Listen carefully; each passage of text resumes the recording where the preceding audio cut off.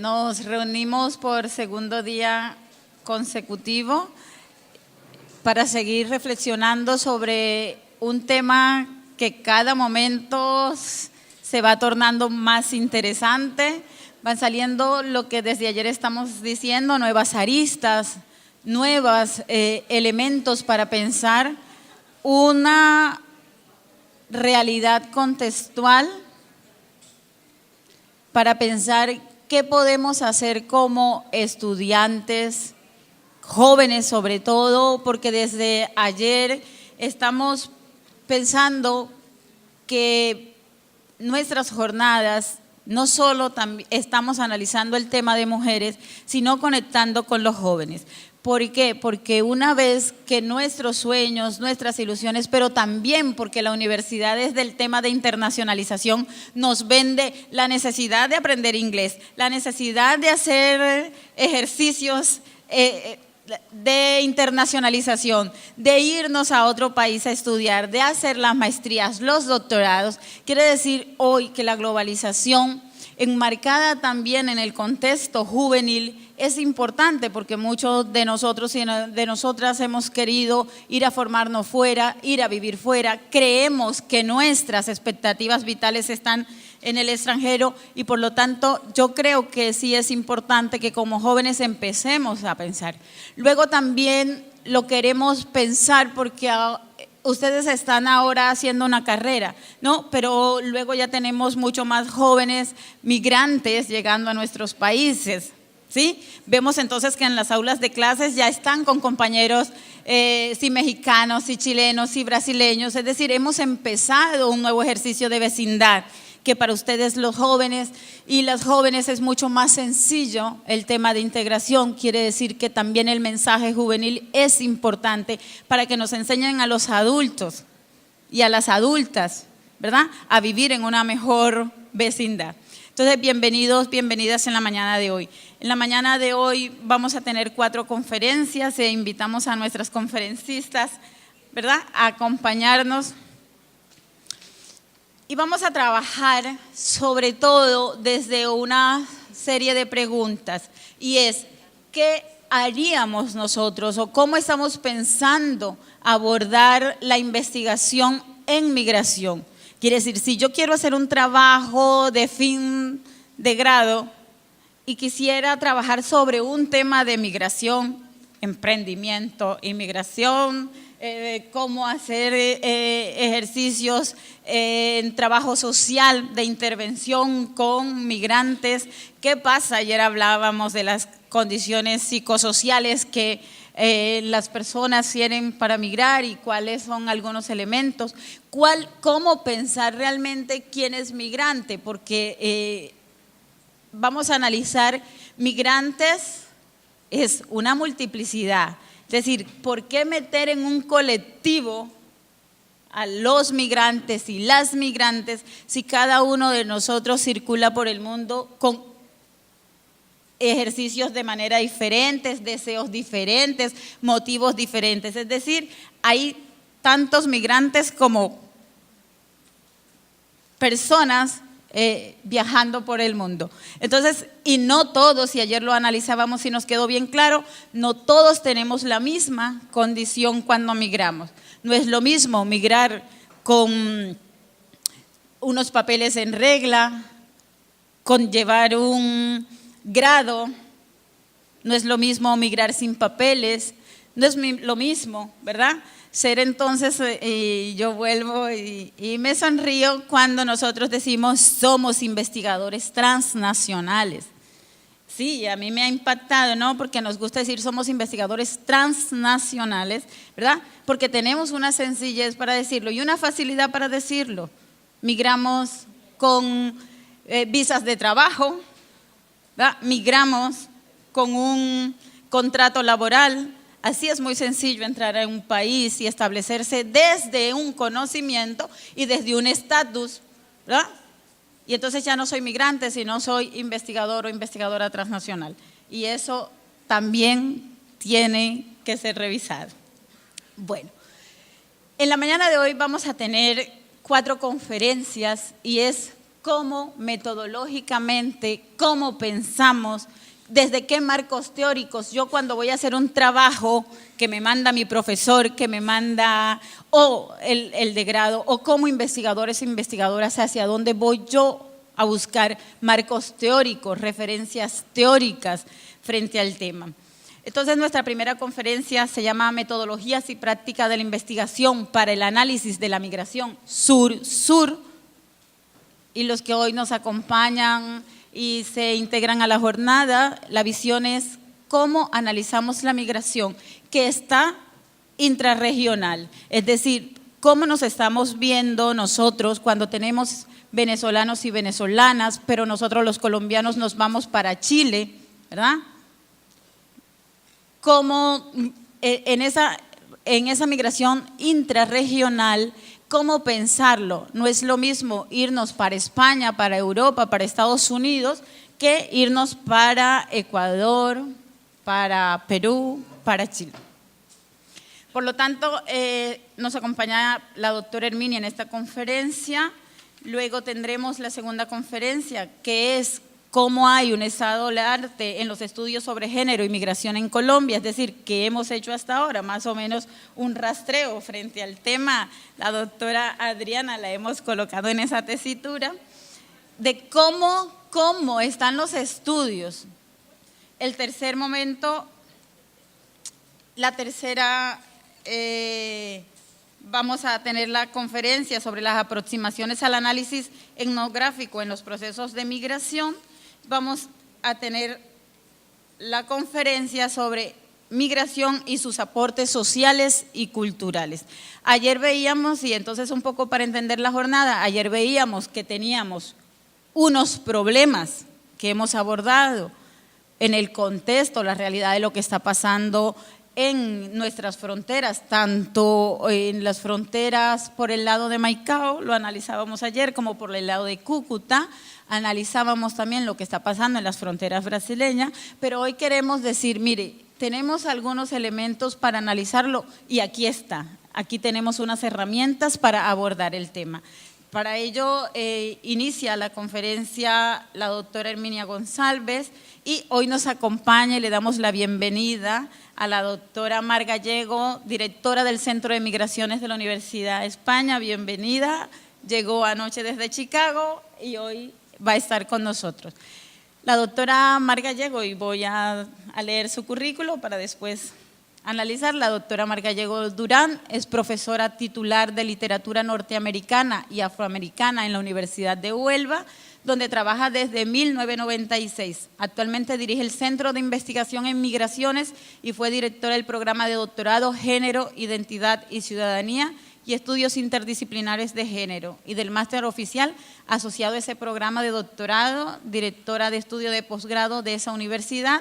Ha sido profesora visitante en varias universidades internacionales.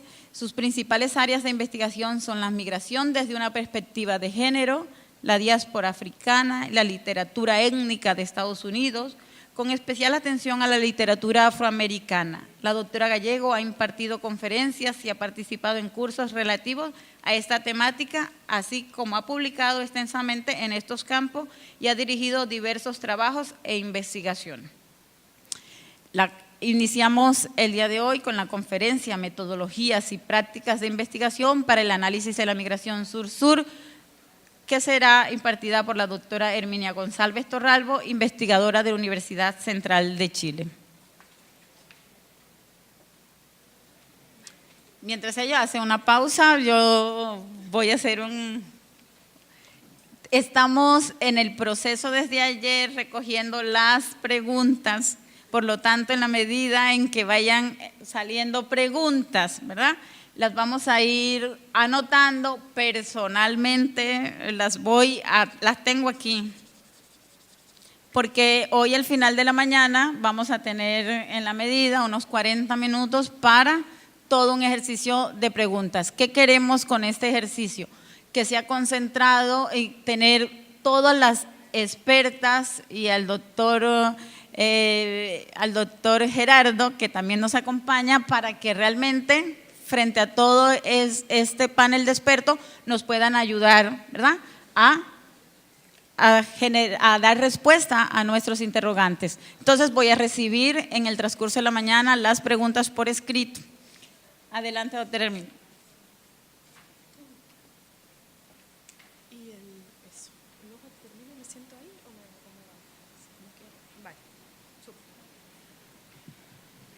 Bueno, buenos días a todos y a todas. De nuevo, gracias por acompañarnos hoy también. Tengo la tarea de dar inicio de nuevo al día de hoy, así es que espero que os interese lo que tengo preparado. Yo os voy a hablar sobre todo de mi tesis doctoral, que fue sobre la organización social de los cuidados en el marco de familias transnacionales situadas o que transitaban entre Bello, Antioquia, y la ciudad de Elche, que es mi ciudad en España. Entonces lo que hice fue seguir ese flujo y seguir esos tránsitos de cada uno de los familiares que hacían parte principalmente de una familia en concreto. Y en relación a ello os quiero contar una categoría que es la categoría de sexualidad, que si bien en la tarde voy a profundizar un poquito más en ella, sí mostraros por qué trabajo justamente sexualidad a partir del trabajo de esta tesis doctoral que terminé en el 2010. Luego os voy a hablar de las prácticas sexuales en el análisis de las relaciones de género y parentesco a partir justamente de esta etnografía. También qué significa para una antropóloga o una etnógrafa trabajar sexualidad en el trabajo de campo, ¿no? Cómo indagamos sobre esa parte de la vida íntima de mujeres y de hombres en el terreno, ¿no? Cuáles son los desafíos que se nos presentan en relación a cómo preguntamos sobre esto o cómo levantamos información sobre sexualidad. Las líneas de investigación y las metodologías, sí, voy a pasar rápidamente por cada uno de estos porque ya me escuchasteis ayer, pero contaros también qué se está trabajando en Chile en relación a las migraciones y desde qué metodologías se está trabajando en Chile en relación a los estudios migratorios, y creo que no voy a hablar de la cronología de la migración en Chile porque quizás sea demasiado. El punto de partida, como os decía, de mi trabajo de tesis doctoral fue analizar el impacto de las prácticas de cuidar y ser cuidado, cuidados locales y transnacionales en las relaciones de género-parentesco en las familias migrantes colombianas. Una vez terminé mi tesis doctoral, una categoría que me pareció que tenía que hacerme cargo era el de la sexualidad, en el sentido de que si bien no fue un tema de indagación, sí aparecía la sexualidad en las conversaciones que tenía con las mujeres, sobre todo cuando, en España aparecía en relación a las infidelidades de las parejas, de los hombres en relación a sus mujeres, y digo infidelidad como una categoría que no quiero entrar a deconstruir, pero que me encantaría poder deconstruirla porque es un concepto un poquito cargado de negatividad y bueno, ahí también la uso un poquito neutralmente, pero es como ellos la utilizan, ¿no? Y bueno, aparecía el tema de la sexualidad en relación a las infidelidades y aparecía el tema en relación a ellos en España y aparecía el tema de la infidelidad en relación a ellas en Chile, en Colombia. Entonces, me quise hacer cargo de esa categoría. Estas son las mujeres de Bello, ahí estoy yo, en un pasado afeado, por decirlo así.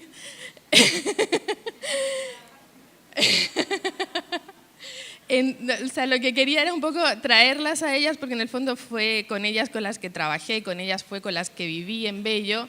Y también, si bien no es el cometido de esta presentación, también contaros que en el fondo, como yo no sabía, esto hace ya un tiempito, como yo no sabía cómo me iba a poder mover por Bellos como mujer europea, joven, lo que hice fue afearme, por decirlo así, lo que yo entendía por afearme, ¿no?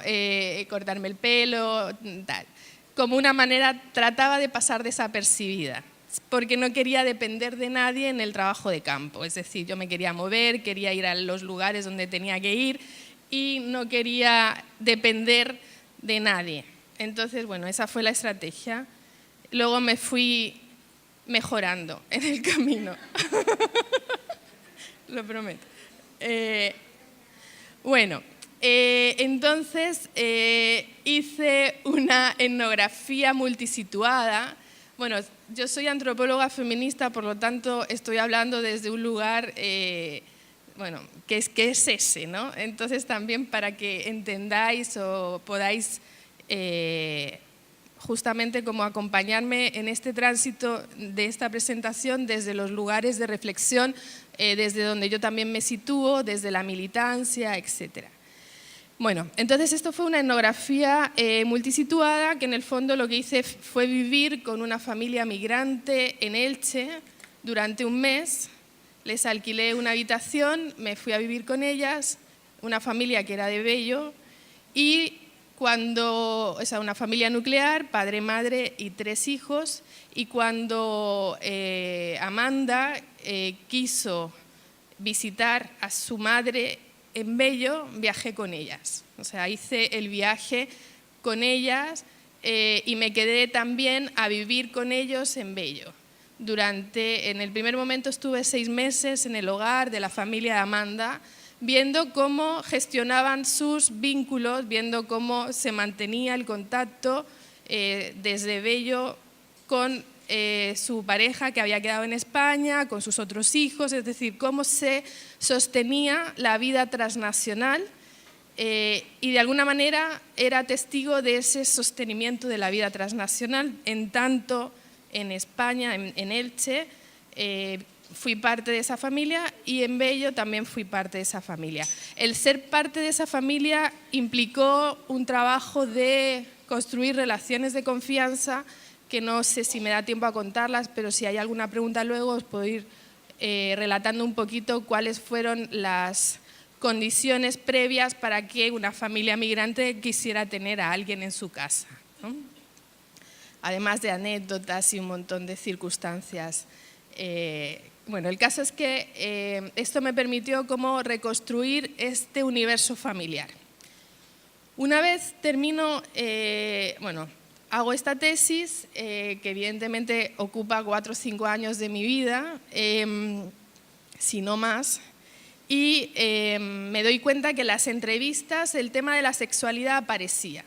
Aparecía de muchas maneras, aparecía en términos de infidelidades, como os decía, aparecía en términos de negociación de relaciones sexuales más satisfactorias a partir de la migración, es decir, me enunciaban que siempre digo Chile porque vivo en Chile, pero bueno, en Colombia las relaciones eran más subordinadas, por decirlo así, pero que por la migración, que es justamente uno de los resultados de esta investigación, habían podido negociar cuotas de mayor satisfacción en esas relaciones sexuales que mantenían con sus parejas, como por ejemplo negociar que su pareja se duchara antes de tener sexo con ella, que son prácticas que no son tan complejas, pero que en el fondo evitaban un montón de complicaciones como infecciones vaginales, etc. Y esto me relataban que había sucedido justamente a partir de la migración. O sea, así lo decían. Bueno, entonces, como la categoría que trabajé era justamente, como os comentaba, el cuidado, ¿no? Ellas, o de alguna manera, asocié el cuidado con la sexualidad en el sentido de el descuido afectivo de los cónyuges en lo que refiere al incumplimiento de los pactos tácitos de fidelidad en la pareja. Traté de jugar con esta categoría en relación a la sexualidad. ¿no? Las mujeres decían, bueno, me siento descuidada justamente porque no hay acuerdos tácitos de poder tener relaciones, o sea, no hay acuerdos explícitos de poder tener relaciones fuera del matrimonio. Bueno, también en el sentido de se incorporaban nuevas prácticas de mayor cuidado, también las enunciaban así, relacionadas justamente con esta mayor higiene que ellas estaban pudiendo negociar en sus relaciones íntimas. Pero también aparecía el control de las mujeres migrantes, por ejemplo, como Amanda en Bello estaba separada de su pareja que permanecía en Elche, había un conjunto de hombres de la familia que vigilaban a Amanda para resguardar para que no hiciera nada que dejara mal a su marido, en el sentido de que no fuera por ahí con otro, etc. Y en este control de ellas, ¿no? También me estaban controlando a mí, para que, o sea, yo me fui, bueno, también por eso pienso que es importante hablar de lo que uno es en el trabajo de campo. Yo tenía una pareja que se quedó en España, me fui a hacer mi tesis doctoral y en el fondo también me vigilaban a mí para que no me metiera con otra persona, entonces estaban también resguardando la hombría de los hombres en general, ¿no? Bueno. Entonces, lo que es interesante de hablar de la sexualidad en el campo de las migraciones es justamente poder desesencializar el sujeto mujer igual a madre para pensar en las mujeres más allá de sus prácticas familiares de cuidado y de crianza de los hijos, ¿no? Sino como sujetos cuya sexualidad se encuentra condicionada por los proyectos familiares. Es decir, que hablar de la sexualidad de las mujeres, más allá de la imagen y respecto de cómo se construye la imagen de las mujeres migrantes muy asociada al cuidado, a la crianza, etcétera, ¿no? Y en este caso, poder hablar de la sexualidad nos ayuda a desesencializar justamente esta imagen de mujer migrante, cuidadora, sostenedora, sino también desde otras aristas, ¿no? El tema de la sexualidad, si bien ha sido investigada en el campo de las migraciones, no ha sido tan trabajada en el campo de la relación conyugal. Eso también sería como, esto eran como las explicaciones que yo me daba y que yo encontraba para poder presentar esta pregunta, ¿no?, de las relaciones sexuales al interior de las parejas y de la modificación de estas relaciones a partir de la migración en un escenario teórico donde me di cuenta de que esto no estaba siendo investigado o desde donde yo quería investigarlo, ¿no?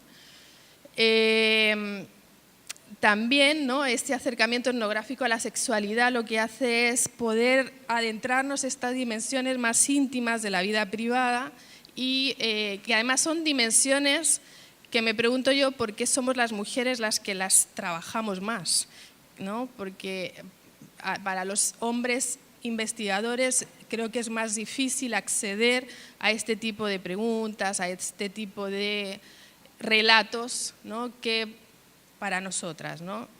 Y bueno, también hablar de la sexualidad implica hablar de sentimientos, de emociones, de deseos que están en un plano muy privado y que de alguna manera pienso que es importante relevarlas desde una categoría que no tenga que ver con la crianza o el cuidado, sino con una categoría que está situada en la sexualidad. Bueno, cuando me propuse levantar esta categoría, me puse a mirar qué era lo que se había dicho sobre sexualidad en relación a las migraciones. Si bien se ha dicho mucho más de lo que yo os pongo aquí en estas transparencias, sí me di cuenta, ¿no?, que el lugar que se le daba a la sexualidad estaba como dicotomizado, ¿no? O sea, se pensaba la sexualidad desde un proyecto por el cual, por ejemplo, un desplazamiento forzado de personas lesbianas, gays, bisexuales, transgéneros y en países y regiones donde se viven situaciones de violencia cotidiana, por ejemplo, como Irak, también entraría Colombia, etc. O sea que la sexualidad aparecía en los trabajos donde esta se incluía o se hacía explícita en el motivo por el cual se emigraba. También aparecía en los estudios que hablan sobre la movilidad de personas que viven con VIH-Sida. También era explícito la categoría sexualidad en aquellos proyectos de mujeres transexuales que querían migrar a otros contextos donde vivir su identidad supuestamente en mayor apertura, mayor libertad. También se hablaba de la emigración por amor, los trabajos de Jordi Roca, que hablan también del comercio sexual, o sea, el comercio de búsqueda de parejas a través de Internet, ¿no? La emigración por amor. Luego, cuando miré los trabajos que enunciaban la categoría sexualidad desde los países de destino, y no hago esta dicotomía porque sí, sino porque en el fondo se hablaba de sexualidad tanto como un motivo para migrar o se trabajaba la sexualidad desde los países de destino en relación a, o desde la óptica de los derechos sexuales y reproductivos de los migrantes, también migrantes que vienen a ejercer la prostitución y no el trabajo sexual, sino prostitución, y también migrantes que vienen a obtener, a casarse para obtener la residencia. Entonces ahí aparecía la categoría sexualidad en estas temáticas. Ayer, por ejemplo, hablaba Dayana de la sexualidad en tránsito y me pareció súper interesante porque yo eso no lo tengo recogido. Entonces, claro, no sería solo la sexualidad como parte de un proyecto explícito por el cual se migra, sino también la sexualidad en el camino, ¿no? ¿Qué pasa en el camino en relación a esta categoría, ¿no? El tema de violencia sexual, etc. Entonces me pareció importante enunciar lo que tú habías dicho ayer. Entonces, bueno, el hablar, ¿no?, de la sexualidad en esta relación conyugal, en el marco de esta relación conyugal, implica, ¿no?, considerar que en el marco de proyectos migratorios familiares y económicos también se producen transformaciones en relaciones sexuales, es decir, que no hay que hacer explícita esta categoría en el marco del proyecto migratorio para poder indagar en que en el marco de un proyecto familiar también pueden haber impactos en la sexualidad, que es justamente lo que yo trabajé, ¿no? Y también creo que es importante levantar esta categoría más intensamente en los estudios sobre migración porque vinculada con otras categorías ofrece un cuadro más complejo justamente de las movilidades transnacionales. Bueno, y ahora os voy a contar un relato porque un poco para que podamos ver cómo lo que yo estoy contando se expresa en la etnografía. Yo hice justamente en esta parte la etnografía de las relaciones conyugales de las familias con las que trabajé, de las familias transnacionales. Entonces estamos hablando de relaciones conyugales transnacionales, donde las parejas están separadas, a veces se encuentran en un lado, a veces se encuentran en otro lado. María y Pedro es una pareja de la tesis doctoral que estaba casada y en el relato de su adolescencia ella dice, ¿no?, cuando yo conocí a Pedro no era precisamente el hombre de mis sueños, ya que cuando yo soñaba con Juanita, que es su amiga, en nuestro despertar adolescente con el hombre de mis sueños era un hombre muy sensible, totalmente romántico. Esta idea del amor romántico por la cual algunas mujeres pasamos en algún momento de nuestra vida. Y, por ejemplo, soñábamos que cuando alguien nos diera nuestro primer beso íbamos a ir volando a la luna y cosas así. Por supuesto, cuando hablábamos de eso ni siquiera hablábamos de lo que sería hacer el amor, ya que eso era inimaginable de lo maravilloso que podía ser. Eso decía María. A los 18 años me quedé en embarazo y eso para mí fue el susto que me esperaba, porque cada mes me esperaba el susto, pero yo me sentía y pensaba, ¿ahora qué? Si yo quería hacer muchas cosas, si yo quería salvar el mundo. Para mí fue un golpe, ya que, por ejemplo, mis amigos del pasado podían pensar que había fracasado, lo que pasaba mucho en América Latina, ya que había muchas chicas que tenían un hijo y pasaban a ser amas de casa. Bueno, cuando se produce la migración de María a Elche, desde el municipio de Bello, ella deja a sus hijos a cargo de Pedro y empieza a enviar remesas para que Pedro y sus hijos se sostengan a partir del envío de dinero, ¿no? Ella sostiene la familia de manera transnacional. Pero Pedro le pedía dinero para sus estudios universitarios y se lo enviaba. O sea, y si no se lo enviaba, no le dejaba hablar con sus propios hijos. Entonces María le pagó todos los estudios a Pedro y además le pagaba la alimentación y todo. O sea, Pedro se sostuvo gracias a María. Para que María lograra traer a sus hijos a España, tuvo que ofrecerle a Pedro la certeza de que cuando éste llegara a Elche volverían a una relación amorosa como la que tuvieron en los inicios de su relación. Una relación conyugal donde María estaba completamente dedicada a su marido y donde sus relaciones sexuales no eran satisfactorias para ella. Ella me decía en un principio que ella no la pasaba muy bien con Pedro, pero que Pedro sí la pasaba bien. Entonces,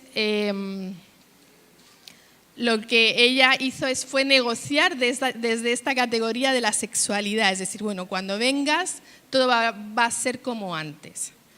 Lo bueno de todo es que cuando sucede la migración de Pedro a Elche, María se niega a mantener una relación conyugal y sexual en la sociedad de origen y le pide a Pedro el divorcio.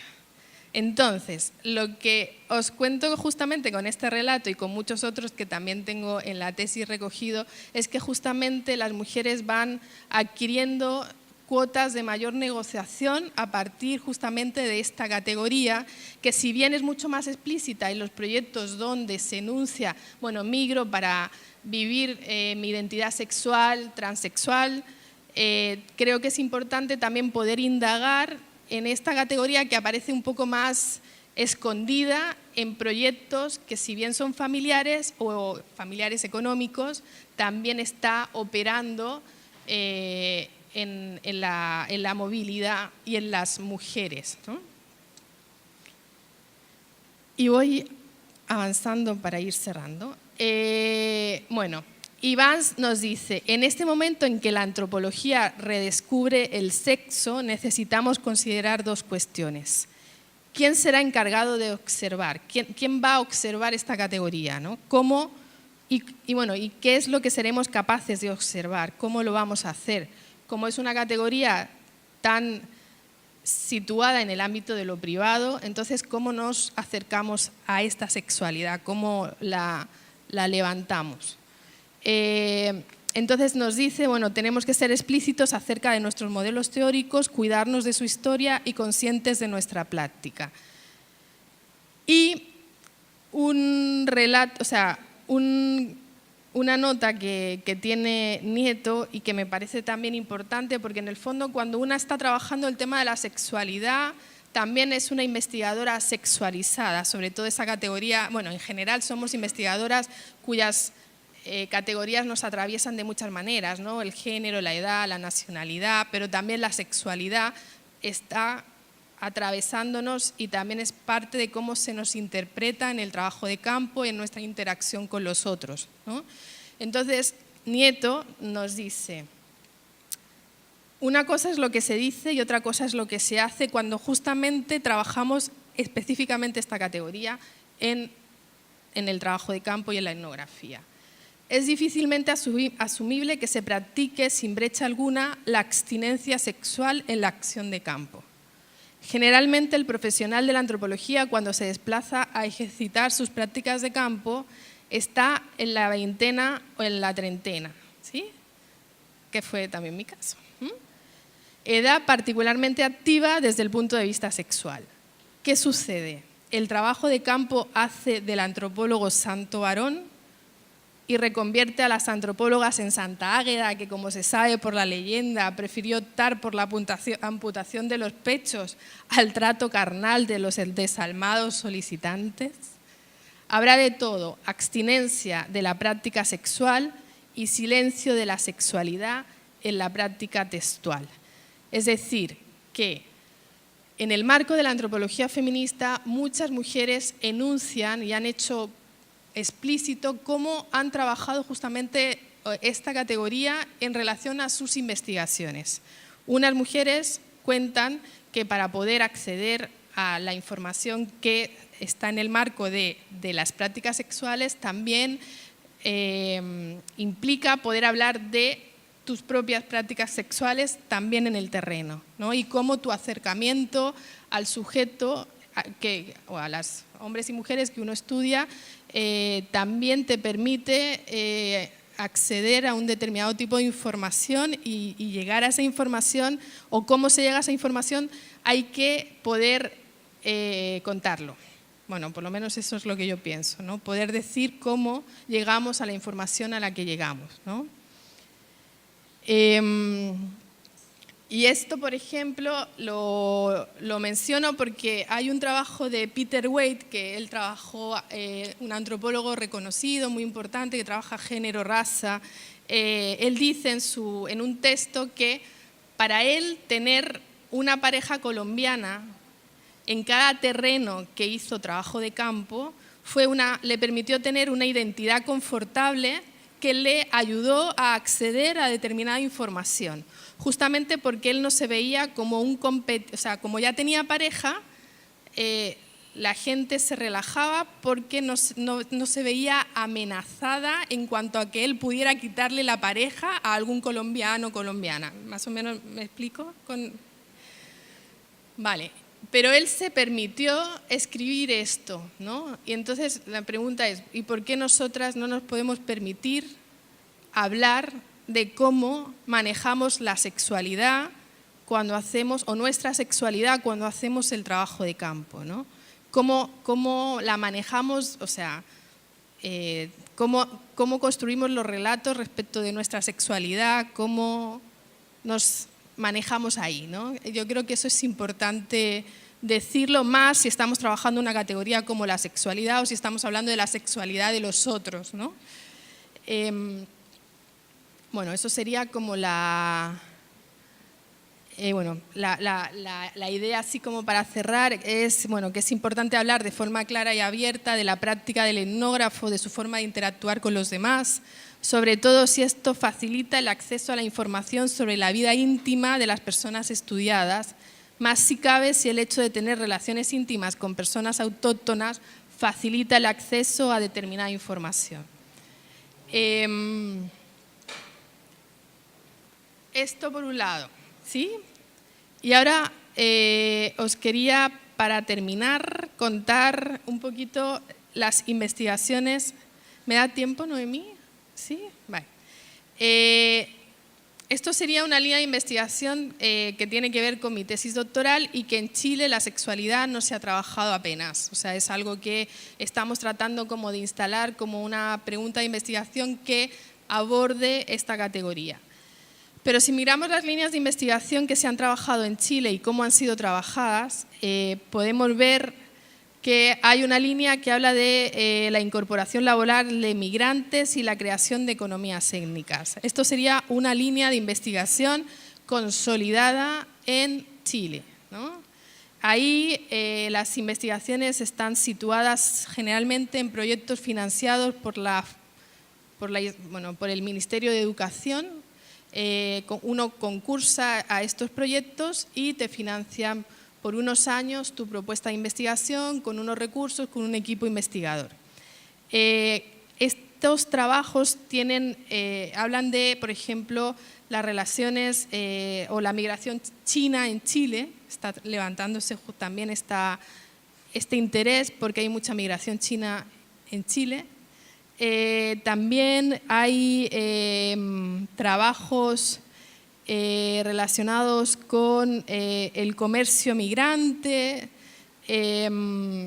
también, y estos trabajos que están situados sobre todo en Iquique y Santiago, se sitúan sobre todo desde la etnografía.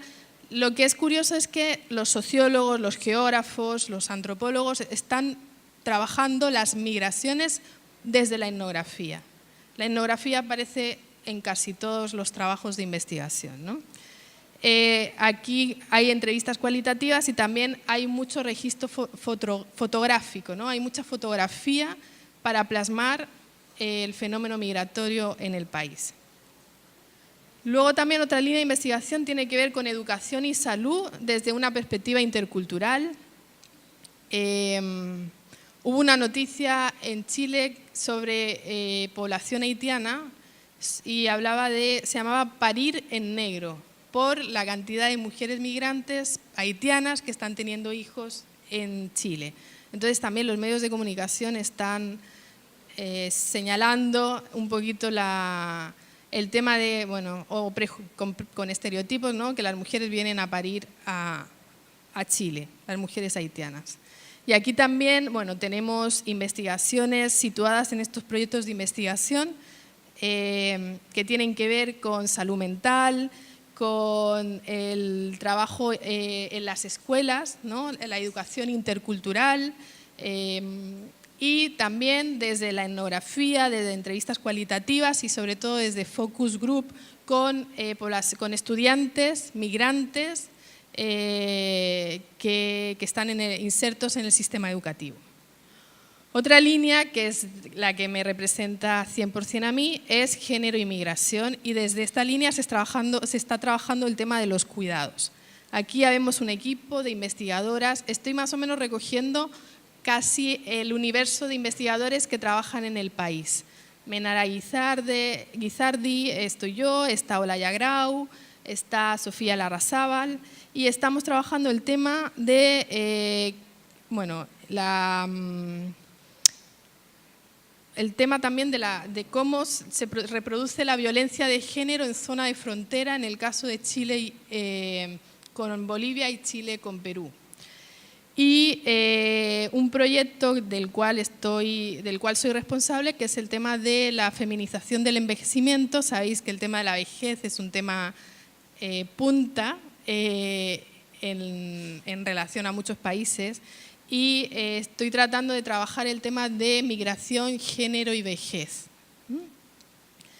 Y aquí tenemos trabajo, otra vez aparece la etnografía, entrevistas biográficas y encuestas. Hay también muchas encuestas a población migrante. Una línea específica en Chile que está muy visibilizada es el tema de la movilidad humana en regiones fronterizas. El tema de la frontera está acogido en muchos trabajos de investigación. Ahí tenemos a Marcela Tapia, Miguel Ángel Mansilla, y este trabajo se hace también con etnografía, entrevistas cualitativas y análisis de prensa a través de cada uno de estos proyectos que están aquí recogidos. Hay mucho trabajo con Bolivia, mucho trabajo con Perú. Y la última línea, si no me equivoco, es la emigración chilena y el exilio. También se está trabajando respecto de quiénes son las personas que se van del país y a dónde se van, ¿no? Aquí se está incorporando el tema de la netografía de comunidades virtuales, o sea, el trabajo etnográfico a través de las redes virtuales. También se están haciendo bastantes encuestas y también la entrevista cualitativa. Bueno, esto como para, creo, que dar cumplimiento al objetivo que me puso Noemí de una conferencia que no tenía contemplada, pero que, bueno, esa es lo que os quería contar, y si tenéis alguna pregunta, la escribís. ¿Sí? Vale, gracias.